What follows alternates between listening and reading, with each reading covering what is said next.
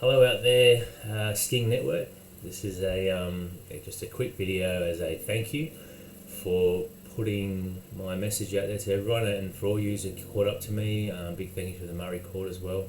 It was really great to catch up with you, and it really helped with the project that I was so passionate about.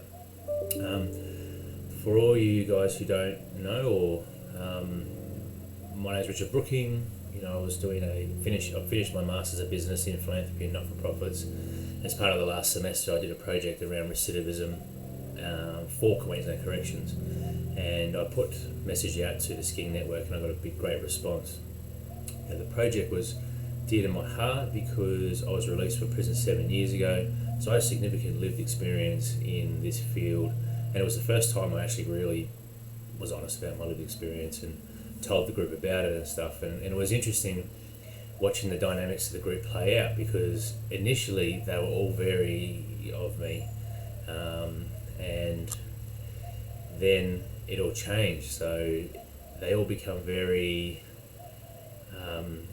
when they were talking to stakeholders and that, they were very like, no, but not all prisoners are bad, as they sort of met me and developed a relationship with me, and I told them about my crimes and that. So I was arrested for a drug crime, not sexual, not violence, nothing like that.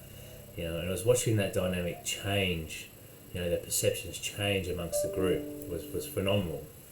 And it was interesting because one of the girls in the group started talking to her mum, saying, "Oh no, not all prisons are bad." And she is doing a research project now about prejudice against prisoners because she realised that she had that prejudice. And it was interesting because one of the biggest barriers that prisoners have is perceptions, community perceptions. That is the biggest barrier, and is the biggest problem to rehabilitation. And also, so marital status is one of the attributes that reduces recidivism, and that's basically because you have more support. But not everyone gets in prisons married, and or has that support. And these perceptions that the community have of the prisoners stop that support being grown within the community. And it's a big problem. So I worked out that in Queensland, our prison population is going up at 3 times the general population. And that's only going to explode even more. Like, it's only going to expand and grow. Like, that problem just grows and grows and grows. If you think in 20 years' time, if it grows at that ratio, where our prison population will be. And it's significant, and collectively people know that something needs to change.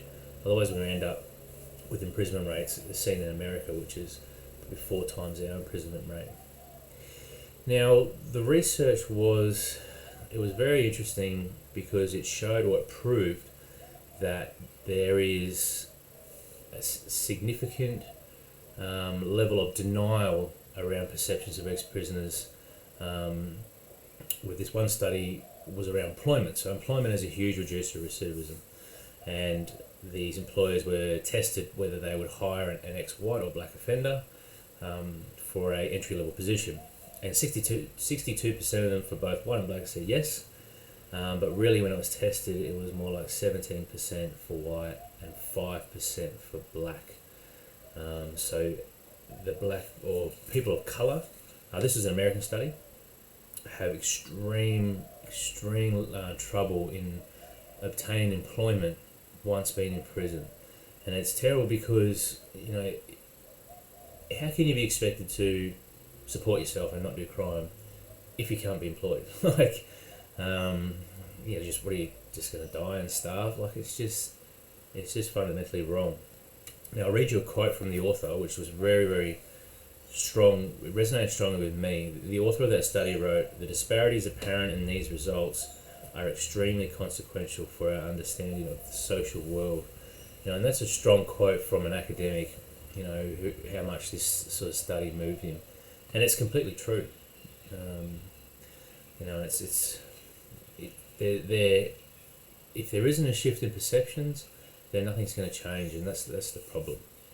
Now, we unpacked other things. So there's 4 times the rate of mental health in prisons, and unfortunately amongst our First Nation women, it's double that in prison there. and the needs of prisoners are very complex and different. So although employment affects one cohort of prisoners, specifically ex-drug offenders, it's not necessarily the key for violent offenders, domestic violence offenders, or women who have other needs, like wanting to, get their children back and bring back the family dynamic and take on their family responsibilities.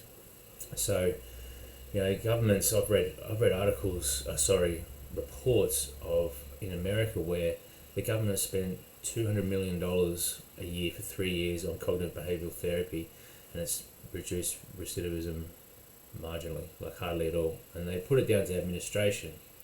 But if you think about this, the amount of funds that is, and where that could be placed, and it didn't even really reduce recidivism, is just astounding to me. Like over 3 years, that's just over $500 million. So we look further into, what programs are out there, what's happening overseas. And what's happening overseas, and it's happening organically, so like the situation's so bad over there that they've had to shift the way they think. And what's sort of happening there is that ex-prisoners or ex-corporates, people who are passionate about the space are coming in and doing these in-prison, out-prison programs that address things like toxic masculinity, restorative justice, and employment. So they offer them unique employment opportunities like computer programming, underwater welding. You can become an underwater welder in California prisons, and it's these sort of unique sort of in-prison, out-prison models that are providing the best solutions. So that in-prison, out-prison model sort of bridges the gap between community and prison and breaks down those perceptions, and it also offers unique solutions that the government or correctional institutions don't provide. And if you think about it, it's like many of us who are in the not-for-profit space. I'm certainly not having a dig at the government here.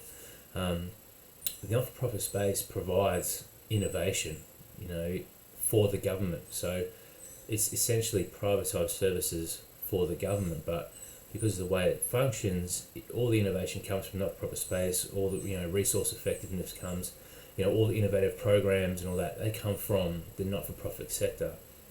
So we advise that Queensland Corrections become a facilitator of these in-prison, out-prison programs. They allow the innovation to come in, and they form that relationship that the government has with the not-for-profit sector for a long time.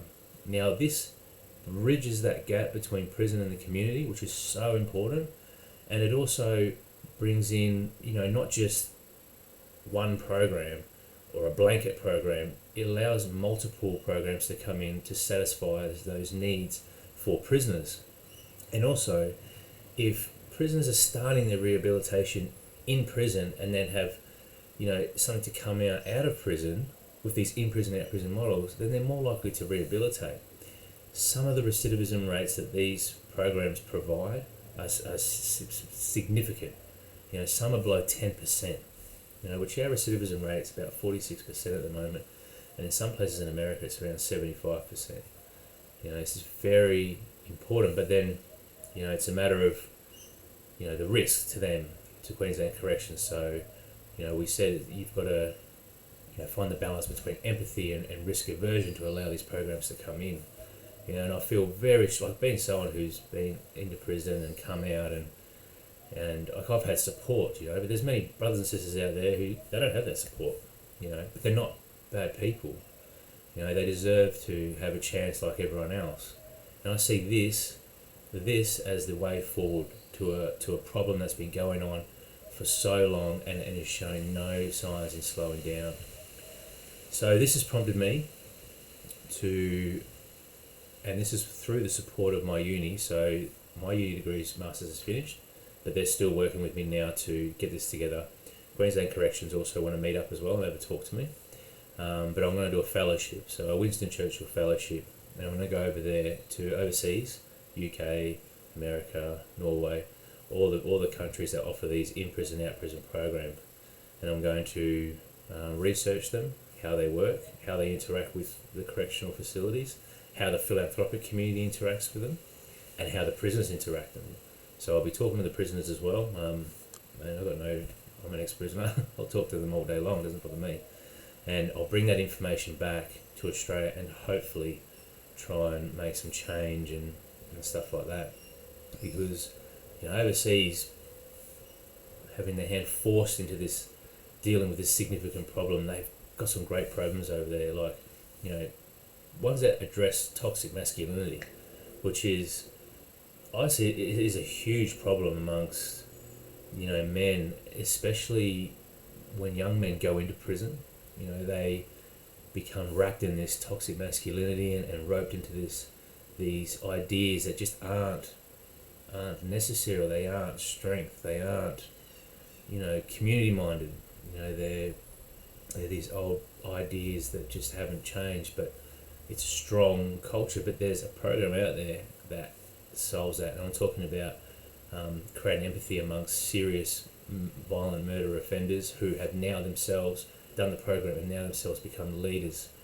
And there's something so strong about that occurring, that developing the capacity of ex-offenders to become leaders and address this problem for the young offenders coming through, providing mentors that young offenders can relate to. They're less likely, if you haven't come from where you've come from, then they're less likely to relate to you or listen to you as a mentor. But these ex-offenders that are leading this, in some ways leading this movement, are very, very important. So that is where it's at, and this project was amazing. It was unpacking everything, and now this is my direction. I've been hiding from it for so long, hiding my past, and I've had so many problems trying to get employment, and even now, finishing my masters, I still have fears about applying for jobs because I've had jobs offers rescinded after I've been given the verbal, yep, you've got the job, employment history check, oh no, sorry mate, you're not suitable for the job. Like, it's just absolute garbage. So yeah, now I'm going to do this fellowship and head down this path and try and create a bit of change in this space because it's so important, and the most marginalised groups are in correctional institutions, and it's not changing.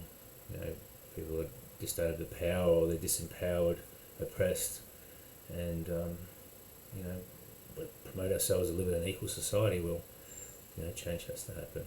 But yeah, that's what come out of the project. I mean, there's plenty more that come out of it, but I'm at 13 minutes now, and probably stop 30 seconds in. But I just want to know that if any of you want to talk about the ideas or anything I'm doing, or is there any way I can give back to the SCING team, or anyone beyond that network, just feel free to let me know, because it's been real great help, you guys, and you're a good mob of people, and I really appreciate it.